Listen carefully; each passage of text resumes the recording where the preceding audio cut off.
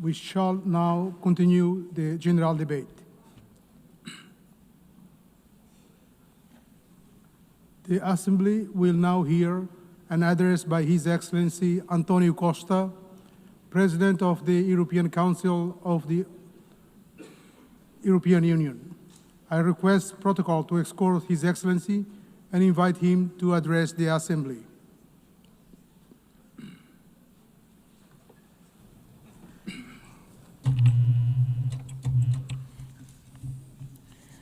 Senhor Presidente, Excellencies, ladies and gentlemen, the world faces a crucial choice. Do you want a rules-based international order that upholds multilateralism and the United Nations Charter, or a chaotic world based on unilateralism, violence, and disruption? The European Union knows where it stands. We are a project of peace, of reconciliation, of social justice. We are and will remain a steadfast defender of multilateralism, of the rules international-based order, and of the United Nations Charter. The alternative to this international rules-based order is a chaotic and violent world. As seen in Sudan, an unreported and devastating conflict with destruction of huge proportions, as seen in Gaza, as seen in Ukraine. In Gaza, where we witness an unimaginable suffering, children starving, families shattered, a humanitarian catastrophe that shocks the world's conscience. The use of starvation as a weapon of war is immoral and one that defies words. The European Union condemns terrorism in all its forms. The horrific attacks by Hamas cannot be forgotten. And we stand with Israel's right to security. Every country, every people have the right to live in security. The hostage must be released immediately. The Palestinian people have also the same right to security and to live in a viable state. A negotiated two-state solution is the only path to peace. Security for both peoples, dignity for both peoples, this is the solution we seek. The European Union has been an indispensable partner in the region. We are the largest provider of humanitarian aid to Palestinians. European funding has kept hospitals, schools, and institutions running. We have been, over the years, the largest supporter of the Palestinian Authority, supporting them in their reform agenda and in their efforts to ensure effective control of all the territory of Palestine. Dear friends, the European Union fully assumes its responsibilities, but we alone cannot stop this humanitarian catastrophe. Peace in the Middle East requires a collective response, and we need everyone to assume their responsibilities. We must act together and demand the unconditional release of all hostages, an immediate ceasefire, full and unimpeded humanitarian access, an end to illegal settlements, a renewed, credible commitment to a two-state solution.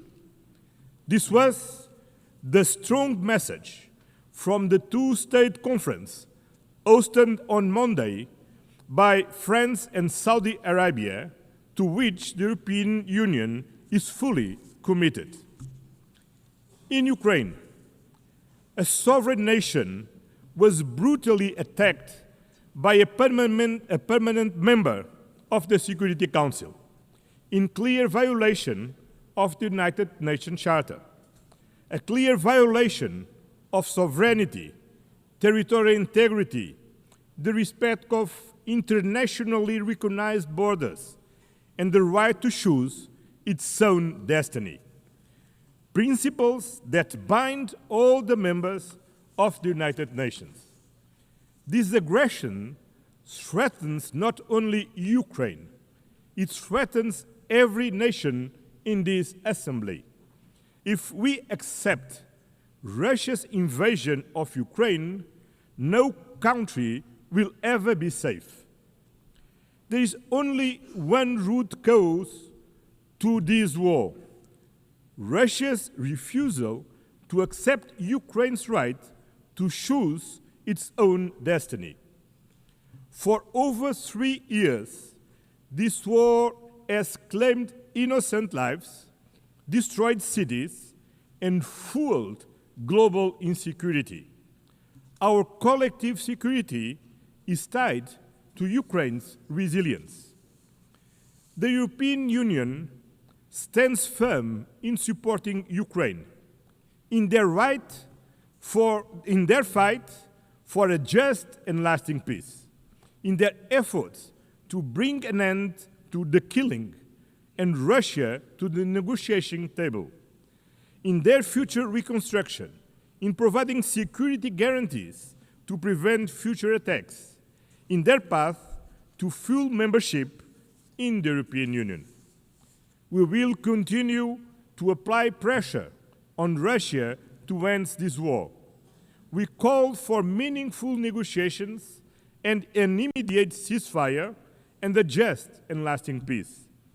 This is not Ukraine's fight alone. It is a fight for the principles we all hold dear. Excellence. Your Excellencies, the European Union is determined to build a world founded on the fundamental values that we share with the United Nations: peace, human rights, and sustainable development.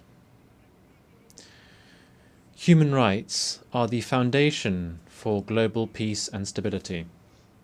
Social protection, decent jobs, gender equality, and the fight against poverty are not optional. Rather, they are the guarantees of human dignity, of social stability, and of lasting peace between nations.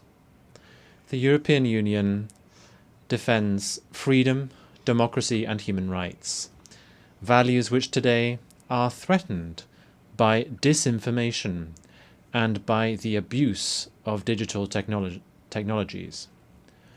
We need to have global standards for transparency and accountability mechanisms. They also need to be as dynamic as the technologies that we are trying to regulate, to make sure that digital technologies give citizens means to act, and not autocrats or the new technology oligarchs. The European Union is in favour of a human-centred approach to artificial intelligence. We are at the forefront of the first global regulatory framework in the world for responsible AI, and we are calling for an equivalent level of ambition in the international domain. We are doing this based on our fundamental values: dignity, democracy, and the rule of law. Excellencias.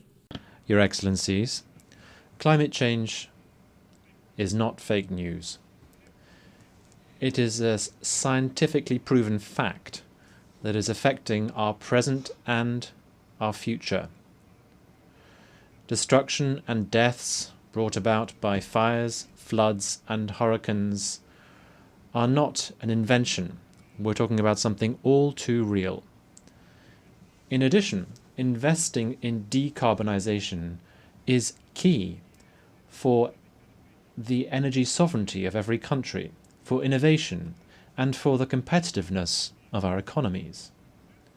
That is why the European Union fully shoulders and fulfills its commitments undertaken in the context of the Paris Agreement by reducing its emissions by 55% by 2030 and by achieving climate neutrality by 2050. We will continue actively promoting the protection of our oceans, which are lungs and the lifeguard for our planet. We welcome the ratification of the UN Treaty on the High Seas to safeguard biodiversity beyond national jurisdiction.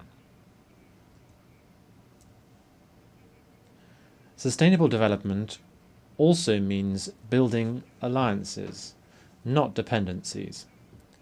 We are at the forefront of the fight against climate change.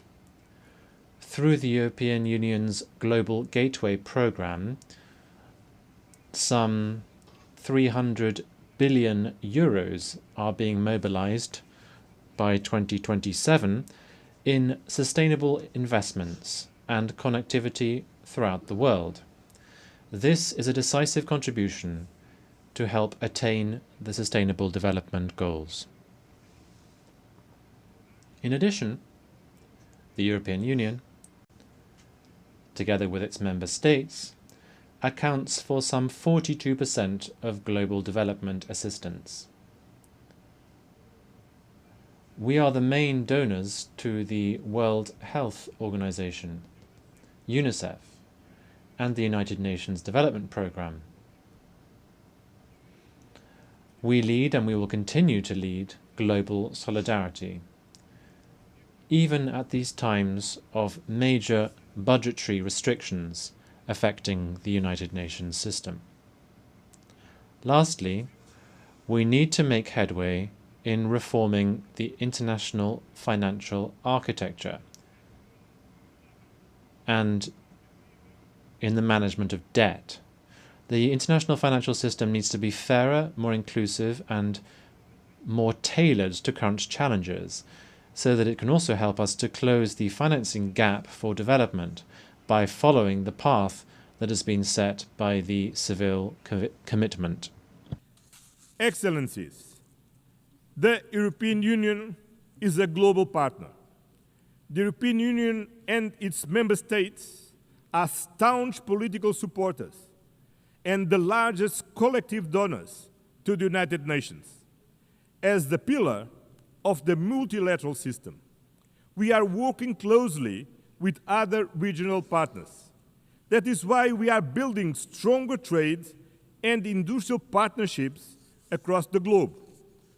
We are advancing deals with Mercosur, Mexico, India, Indonesia, the Philippines, and Thailand, not just to boost trade, but to increase global predictability and resilience.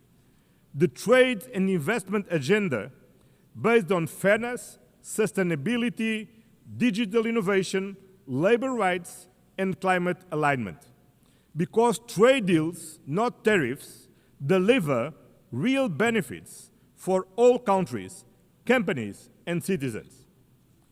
In the multipolar world, we are building a powerful global network of partnerships with Africa, Latin America, and the Caribbean, United States and Canada, the Arab world, Asia, and the Pacific, as well with our European neighbors.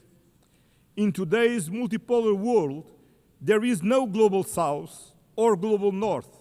Both are plural. And the European Union will continue to work with all partners in the spirit of global solidarity and meaningful partnership, because multipolarity needs an effective multilateral system, a rules-based international order under the United Nations Charter. And this commitment stems from our own history. Europe rebuilt itself from the ashes of World War II through peace, through reconciliation, and through integration. We know these principles work because they worked for us. At a time when international cooperation is being tested, the value of reliable partnerships has never been greater. The European Union is a reliable and predictable partner and stands firmly with the United Nations. We will defend its principles, support the reforms of the United Nations Secretary-General António Guterres, work to make the United Nations more inclusive, more representative, and more effective, with the UN80 reform initiative and the implementation of the Pact for the Future. At a time when multilateralism is under threat, let me leave you with one simple promise. You can count on the European Union. Count on us to stand for peace, for multilateralism, for justice, for human dignity, for sustainability.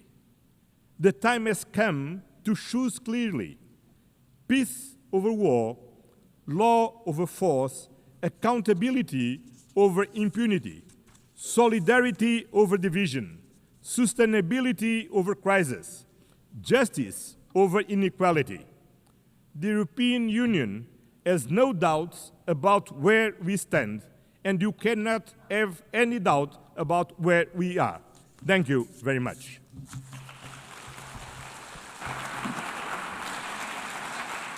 On behalf of the Assembly, I wish to thank the President of the European Council of the European Union.